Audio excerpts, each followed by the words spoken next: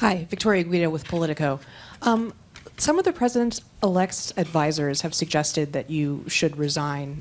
If he asked you to leave, would you go? No.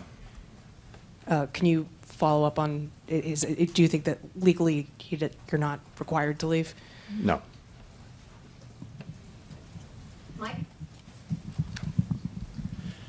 Michael McKee from Bloomberg Radio and Television.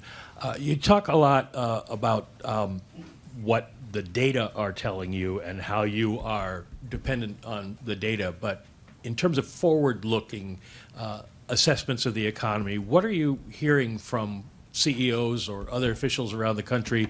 What did you hear today from the regional bank presidents about what companies and consumers think about where the economy is going from here rather than looking backwards? And does that match up with what your forecasts have been and what you think the appropriate policy path should be?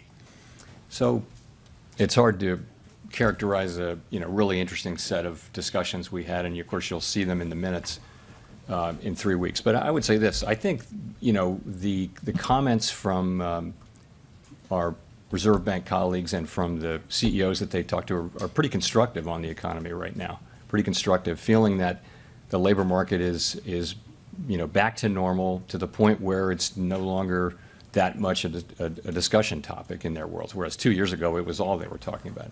So they feel like the labor market's in balance. People feel good about where the economy is. Demand is obviously pretty strong, and you're seeing what 2.8% growth in the third quarter estimated. Maybe the year's 2.5%. This is a strong economy. It's actually remarkable how well the U.S. economy has been performing with strong growth, a strong labor market, inflation coming down. We're